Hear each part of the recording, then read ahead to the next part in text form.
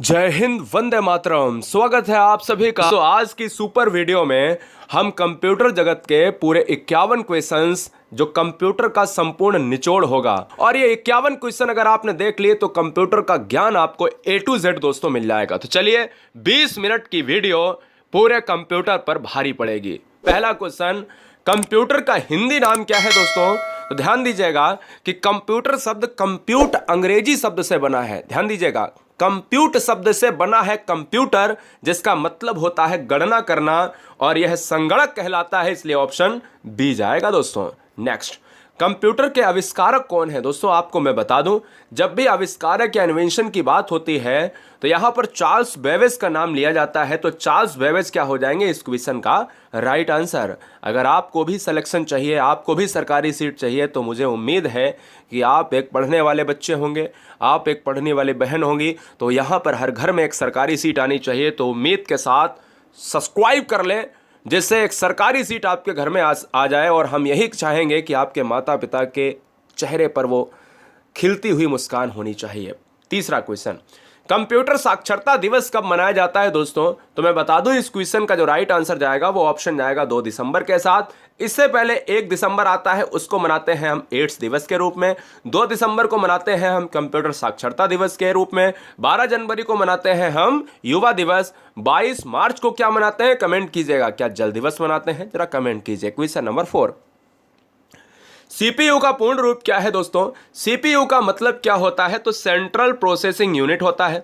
अब central processing unit कहां पर है? यहां पर यूनियन है, यहां यूनिट है, लेकिन यहां पर प्रॉब्लम आ जाता है, तो यहां यूनियन और प्रॉब्लम कट गया, बचा ऑप्शन नंबर ए के साथ, तो ऑप्शन ए जाएगा। और यह कंप्यूटर का मस्तिष्क कहा जाता है दोस्तों। अगला, सबसे पहला कंप्यूटर का नाम क्या था? विश्व का सबसे पहला जो कंप्यूटर था दोस्तों, मैं आपको बता देना चाहता हूं, जिसमें आपको मैं डिटेल देना चाहता हूं। सबसे पहला विश्व का जो कंप्यूटर था वो ENIAC था। ENIAC का फुल फॉर्म होता है electronic numerical integrator and computer. यह एक इलेक्ट्रॉनिक कंप्यूटर था, इसलिए ऑप्शन बी जाएगा। अगला, पीसी का पूरा नाम क्या होता है दोस्तों? पीसी का जो पूरा नाम होता है वो क्या होता है? Personal computer. बच्चे कहेंगे कि सर पर्सनल कंप्यूटर होता है, तो मैं कहूंगा बिल्कुल सही बात है, इसलिए ऑप्शन बी जाएगा। वीडियो लाइक जरूर कर देना। सिलेक्शन के लिए क्वेश्चन नंबर 7 इंतजार कर रहा है। डीवीडी क्या है दोस्तों? डीवीडी का फुल फॉर्म आपको बताना है।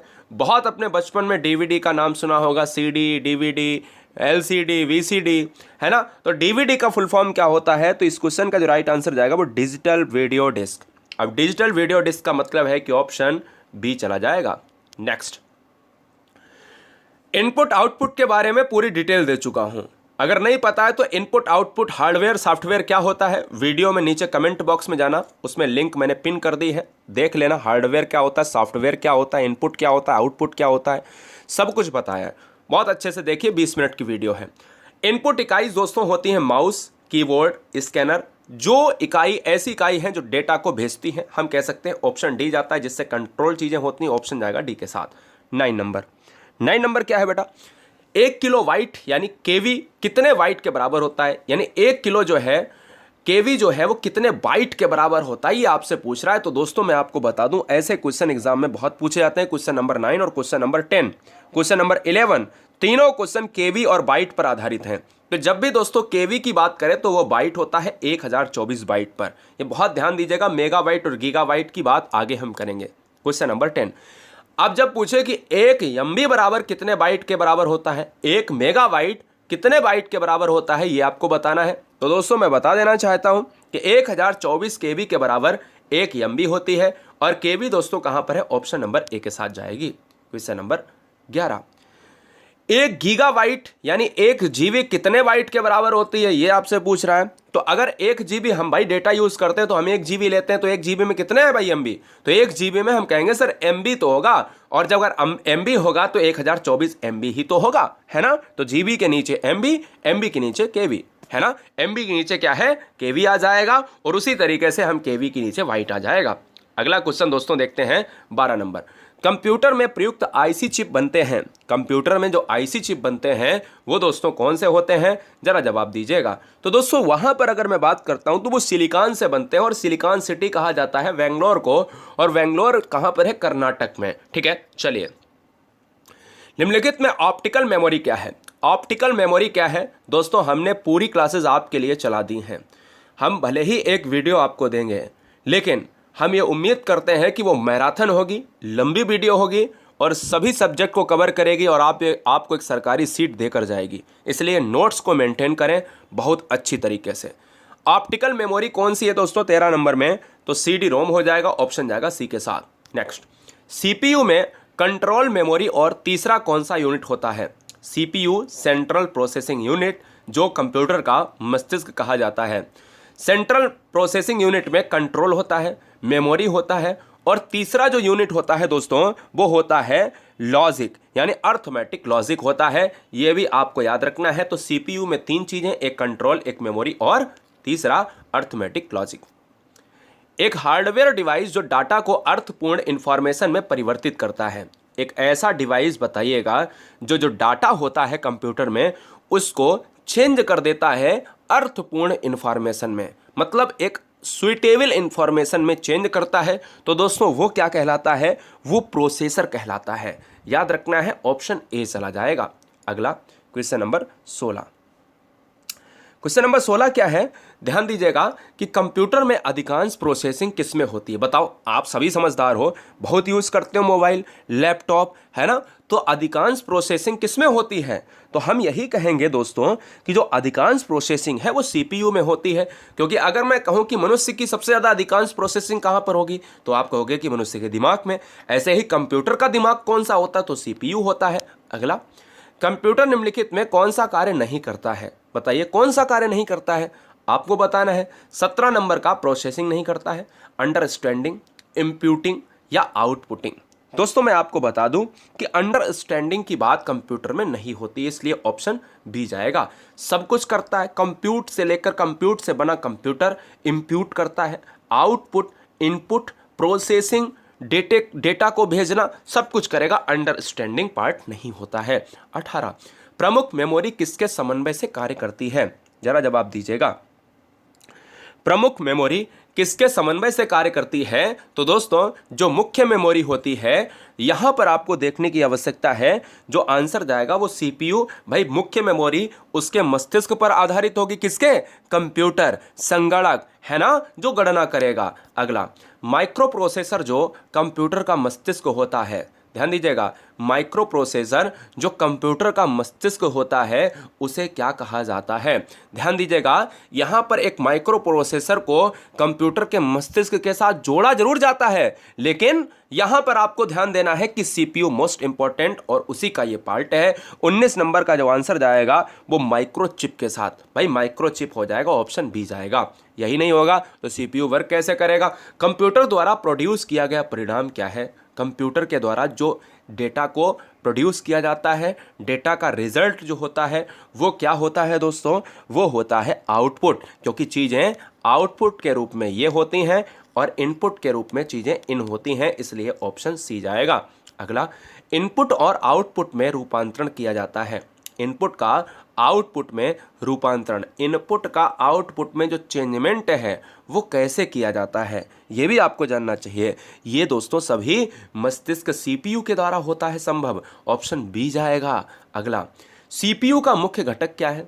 CPU सेंट्रल प्रोसेसिंग यूनिट, फिर से बता रहा हूँ, का घटक क्या कंट्रोल यूनिट है? क्या घटक मेमोरी है?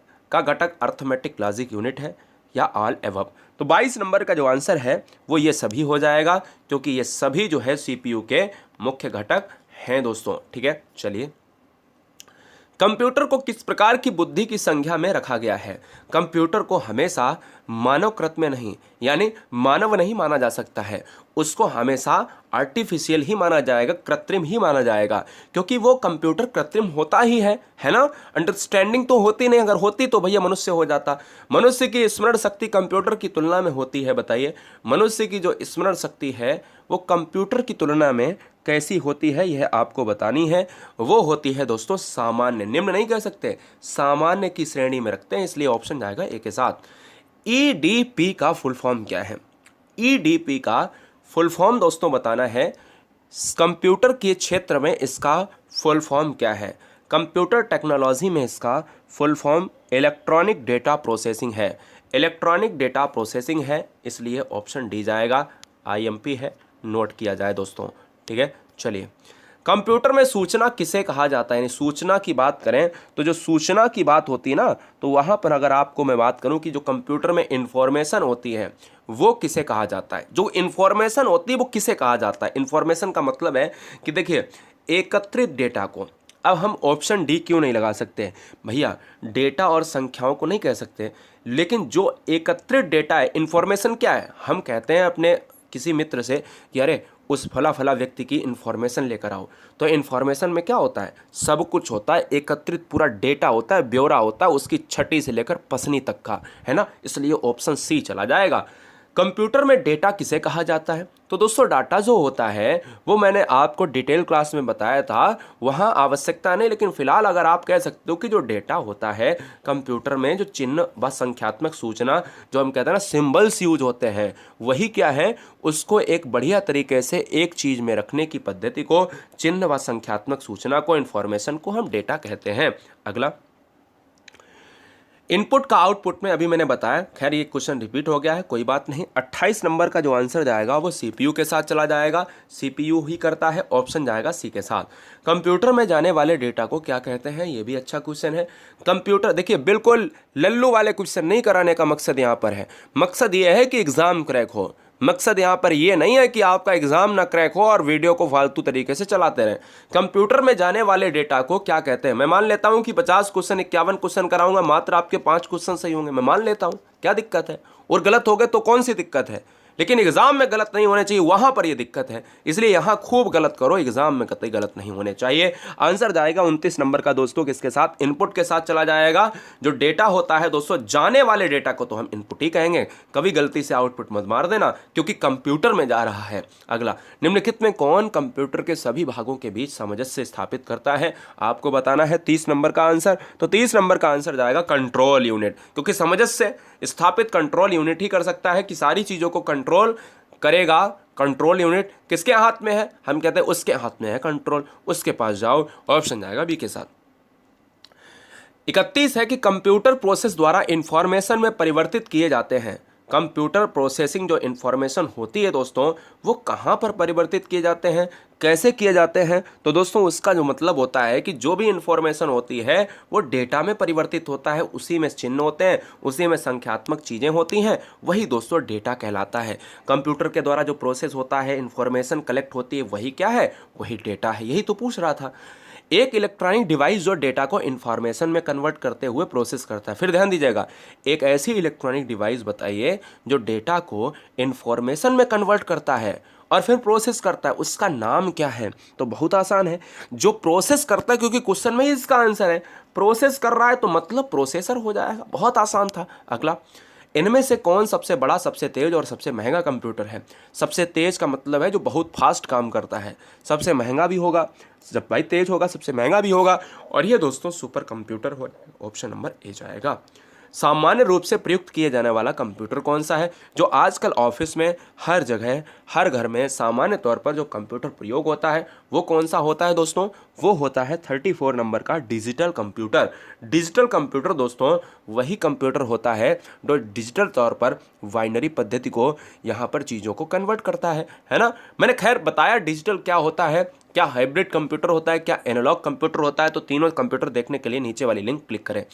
क्रे क्या है, CRAY, ये दोस्तों क्या है, ये आपको बताना है। तो इस क्वेश्चन का जो राइट आंसर है दोस्तों यहाँ पर 35 नंबर को बताना है, तो यह एक क्या है, यह एक सुपर कंप्यूटर है, ऑप्शन जाएगा डी के साथ। मल्टी प्रोग्रामिंग का प्रयोग किस पीढ़ी के कंप्यूटर से शुरू हुआ था।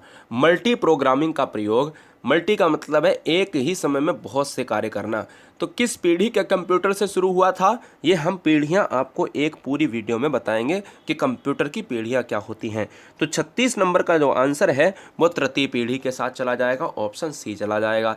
अगला, भारत में निर्मित प्रथम कंप्यूटर का नाम क्या है, तो भारत में जो निर्मित दोस्तों एक कंप्यूटर है जिसका नाम है, यानी प्रथम कंप्यूटर सिद्धार्थ हुआ था, ऑप्शन जाएगा बी के साथ। इसको नोट किया जाए। भारत में निर्मित परम कंप्यूटर किस प्रकार का कंप्यूटर है? जो भारत में परम कंप्यूटर हुआ वो एक सुपर कंप्यूटर दोस्तों है। मेरी बात फिर से ध्यान दीजिएगा, भारत का पहला कंप्यूटर सिद्धार्थ है, भारत का सुपर कंप्यूटर परम कंप्यूटर है। भारत का परम कंप्यूटर पूछा है तो सुपर कंप्यूटर है, जो महंगा होता है, सबसे तेज कार्य करता है और सबसे बढ़िया कार्य करता है। डिजिटल कंप्यूटर किस सिद्धांत पर कार्य करता है? जो डिजिटल कंप्यूटर होता है वो किस सिद्धांत पर कार्य करता है दोस्तों? यह कार्य करता है किस पर? गणना पर आधारित कार्य होता है, क्योंकि डिजिटल कंप्यूटर जो होता है वो गणनीय संकल्पना पर, बाइनरी सिस्टम पर। ऑप्शन किसके साथ जाएगा? बी के साथ, है ना। चलिए, भारत में विकसित परम सुपर कंप्यूटर का विकास किस संस्था ने किया था? जो भारत में सुपर कंप्यूटर परम स्थापित हुआ, लॉन्च किया गया, निर्मित हुआ, यह भारत में कौन सी आईआईटी, कौन से सिस्टम ने, कौन से डैक कंपनी ने, कौन से वार्क सिस्टम ने? तो हम कहेंगे कि सी डैक कंपनी ने इसको, यहाँ पर सी डैक संस्था ने इसको विकसित किया है। कीबोर्ड में फंक्शनल की संख्या कितनी होती है? बड़ा अच्छा क्वेश्चन है। जो कीबोर्ड होता है दोस्तों, इसमें फंक्शनल कीज की संख्या कितनी होती है? तो 41 नंबर का जो आंसर जाएगा वो जाएगा 12, यानी 12 संख्या इसकी होती है जो आप कीबोर्ड चलाते हो। अगला, किस प्रिंटर के द्वारा एक स्ट्रोक में एक अक्षर प्रिंट होता है? कौन सा ऐसा प्रिंटर है जिसमें एक स्ट्रोक में एक अक्षर प्रिंट होगा? दोस्तों, गुरुजी वर्ड एग्जाम स्टडी में आए हैं अगर आप, या आई हैं अगर आप, तो चैनल को सब्सक्राइब करने के साथ पीडीएफ को प्राप्त करने के लिए सर्च करें GURUJI एक स्पेस WORLD, गुरुजी वर्ल्ड का टेलीग्राम ऐसा मिलेगा, ज्वाइन कर लेना। साथ ही साथ गुरुजी वर्ल्ड के तीन चैनल हैं।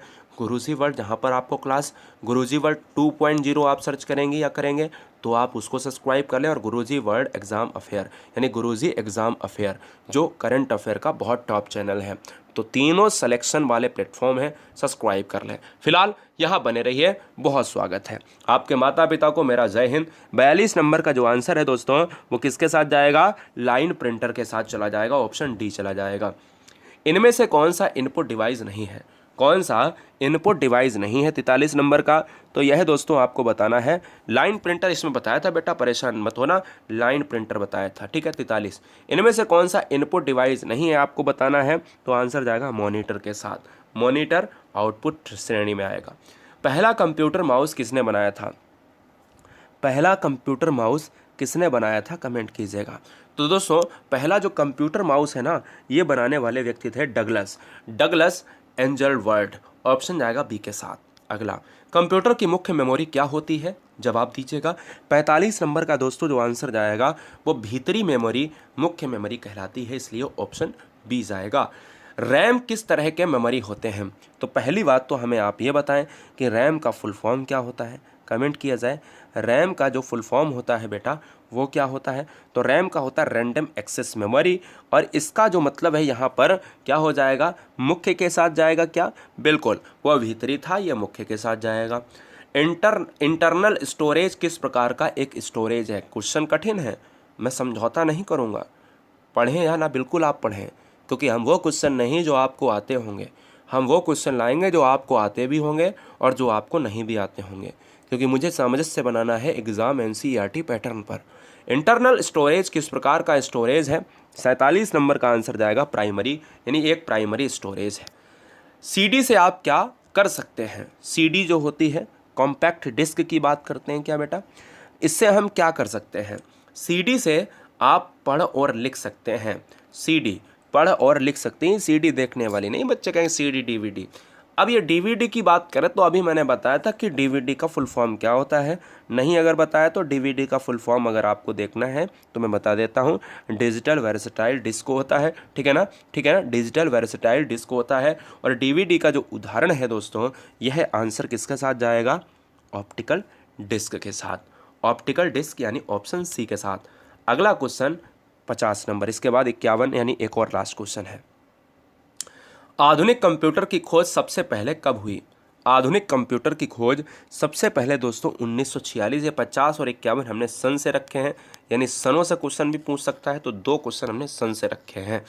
आधुनिक कंप्यूटर की जो खोज हुई है दोस्तों, यह हुई है 1946 ईस्वी में, इसलिए 1946 को क्या करेंगे दोस्तों? लॉक करेंगे। बहुत अच्छे। और क्वेश्चन नंबर 51 आपके स्क्रीन पर ये रहा। कंप्यूटर के क्षेत्र में महान क्रांति कब से आई?